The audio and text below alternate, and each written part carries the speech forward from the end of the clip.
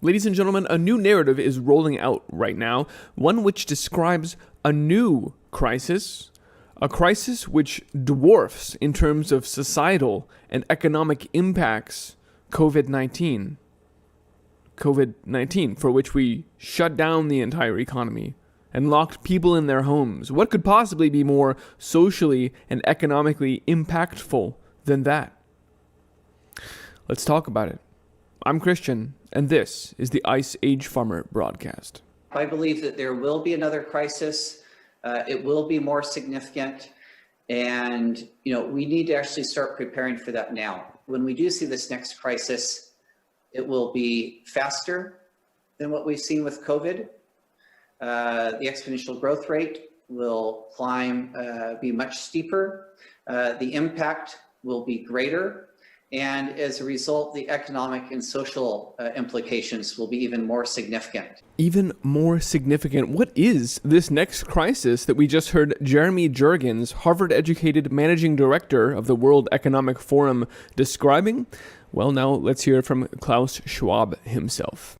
We all know, but still pay insufficient attention to the frightening scenario of a comprehensive cyber attack, which would bring to a complete halt to the power supply, transportation, hospital services, our society as a whole. The COVID-19 crisis would be seen in this respect as a small disturbance in comparison to a major cyber attack.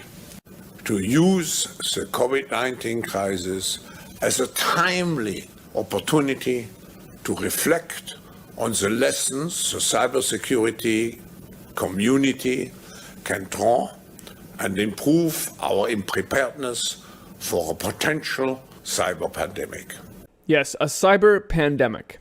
And before we even talk about what that is, I just want to again appreciate that we just heard two leaders of the World Economic Forum promise that we are going to have a new crisis soon that dwarfs COVID, which has already spelled the end of the world as we know it. So this is something severe, and we need to take notice.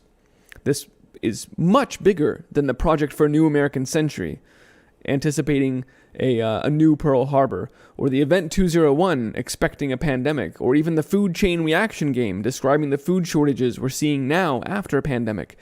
Each of these events involved lots of multinational companies coming together for a tabletop exercise, outlining the changes they wished to implement anyway, their agenda. And then, when these crises occur, seizing the opportunity to execute on those agendas. That's exactly what's happening here. So the whole premise here, you can see it, look, it's the same language template even. Quote, like the pandemic, cybercrime does not respect borders or ideologies. No one organization can fight it alone. That's the exact copy as from the food chain reaction game. Because global problems require global solutions, and that's where these globalists walk in with their altruistic sounding philanthropic objectives and then execute on their agendas. So the whole premise here for why 2020 is now a cybersecurity, why is this all of a sudden happening is because due to COVID, people are forced to work from home. And these people, there's an increased security surface. People don't understand security practices. They're writing down passwords on sticky notes and who knows. And so as a result, everyone is much more vulnerable in 2020. Now, this is true to some extent, but when you look at the players that were coming together for the 2020 Cyber Poligon event, again, it's just like Event 201 and the food chain reaction game. It's a tabletop exercise describing how organizations can react to this new cybercrime-rich environment of the 2020s, of this new normal. One of the chief people involved in this whole Cyber Poligon effort was Salesforce. Here is their chief trust officer describing how we really need to take cybersecurity differently in the new normal. Here's a report from Accenture doing the same thing. The Threatscape report from Accenture talks about in the 2020s, no one could have anticipated what's going on. We have unprecedented circumstances opening the door to innovative cybercrime.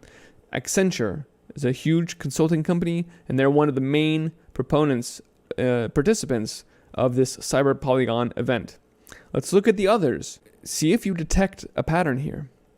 AIG, Bank of America, Credit Suisse, Equifax, the credit rating agency, JP Morgan Chase, MasterCard, PayPal, Swift, the International Transactions Clearing Network, UBS, Zurich Insurance Group, a lot of finance and bank players and insurance players there. Also some tech companies like Palo Alto Networks and Salesforce, Amazon Web Services, China Southern Power Grid, Cisco, Cloudflare, HP, Hitachi, Huawei, IBM, Microsoft, Palantir, the surveillance company straight out of CIA funding, PayPal, and then of course BlackRock is in there as well, Deep State Finance Central. So you see, we have representatives from a few different areas here, but it seems as if the cybercrime that's being discussed here definitely is finance heavy. And if we're talking, especially the SWIFT network, if we're talking about threats to international transactions, clearings, that affects all financial transactions right now. And so when we hear the rhetoric from Klausi and Jeremy about this is going to be a crisis which dwarfs everything else, it happens ridiculously quickly, and the impacts are off the scale, everyone is affected. And then Klaus goes on to say the power grid goes down, and the banking institutions are all involved. We can see here, banking will be affected. I don't want to get too far into high-octane speculation, but between the rhetoric and the participants, I think it's fair to say there is an event scripted in the near future to take down one or both the power grid and the finance. President Trump already passed in 2017 Executive Order 13800, which sought to harden our infrastructure, especially critical infrastructure like the power grid, against cyber attacks, almost as if they have some insight into a potential threat along this vector. And then certainly throughout this last 9 months of the pandemic, and it's not just the World Economic Forum that's talking about this. We have been pummeled with predictive programming through the media about the threats to our power grid particularly. Take a look, even most recently from the New York Times, it is the same Russians who hacked the election that are now targeting the power grid in our nuclear plants. I'm just going to let that sit there. I don't think you can make this up at this point. The propaganda is so thick and dense. They're weaving their Russian hacker story right along into this cybersecurity and power grid story. But again, look at the tapestry that has been woven over these last few months. Hackers are targeting the remote workers who keep your lights on. As I said, now that they're having to work remotely and write down passwords willy-nilly, hackers can target them, and this includes utility companies. Cybersecurity, more important than ever due to COVID-19. This was in May. As time goes on, this is from the World Economic Forum, why COVID-19 is making utilities more vulnerable to cyber attacks and what we can do about it. This is back in April. Again, they've been laying the framework, creating that foundation and establishing the predictive programming. From the Hill in August, officials warn of increasing cyber threats to our critical infrastructure during the pandemic, notably the power grid. Moving on, in September, whether facing a cyber attack or a pandemic, preparation is critical, and we're going to explain why cybersecurity is critical for the utility industry now in the new normal of COVID-19. Even most recently, just at the end of October, cybersecurity is going to be a crucial priority in utility companies' agenda as threats continue to grow amid COVID-19.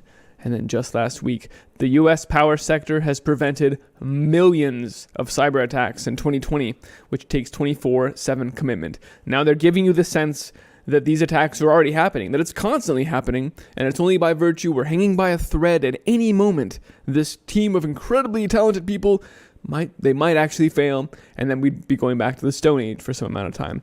So I just wanted to mention that the media has been planting this seed as well. And you need to be aware of this, and we need to be discussing this, trying to keep it from happening by virtue of spreading the word about it, if at all possible. But certainly we need to be bracing for it and understanding exactly who the players are behind it, and that this is absolutely a critical part of the larger Great Reset agenda that the World Economic Forum is out there pushing right now. There's a reason Klaus Schwab is running this event, talking about cybersecurity in 2020 suddenly being a new risk to you. And I will leave it here for tonight, because there's so much more to unpack that I couldn't possibly do it justice. So let's open the conversation today, and I rely on you to help me look more deeply into this, to help me spread the word.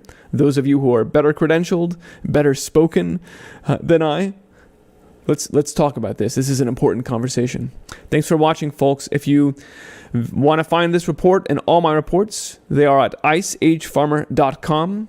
If you value this broadcast and the information I'm sharing, please help me keep it running. You can find a few different ways of doing that at icehfarmer.com/support. Thanks for watching, folks. Strengthen your cybersecurity practices and keep growing lots of abundant food and raising awesome animals, and spread the word. Thanks, folks, and be well. So does that mean that there will definitely be the next crisis, and when it happens, we'll think about the crisis in 2020? So next crisis is inevitable, according to your logic. Is it so? Yeah, I'm definitely in the camp. I believe that there will be another crisis. It will be more significant, and we need to actually start preparing for that now. And if we take the example of what happened with medical equipment in the European Union, we've been working on the European project for decades now. Yet when a really significant crisis took place, the channels of communication were not in place, the protocols for cooperation were not in place, and people looked inward initially and tried to address it on their own. And with time now, it's opened back up because the different countries realize that they're not in a position to address it on their own. Even if we look at something as important as vaccine research, this is going to require a global effort from the scientists, from the production of the vaccines to the dissemination. And what we can do in cybersecurity is make sure that we don't try and rebuild after the attack's already happened, but put those cooperation mechanisms in place already. We're working on this here at the World Economic Forum through our Global Cybersecurity Center. We're working with Sberbank, BI Zones, other institutions as well. So we need to actually start this cooperation and understanding early so that when the crisis does hit, that we're in a position to respond effectively to it. And I would anticipate that when we do see this next crisis, it will be faster than what we've seen with COVID. The exponential growth rate will climb, be much steeper. The impact will be greater. And as a result, the economic and social implications will be even more significant. So I think it's really important that we don't underestimate the severity of what a crisis like this, the impact it could have. And it's going to take us, all sectors of society and the economy to come together to address that.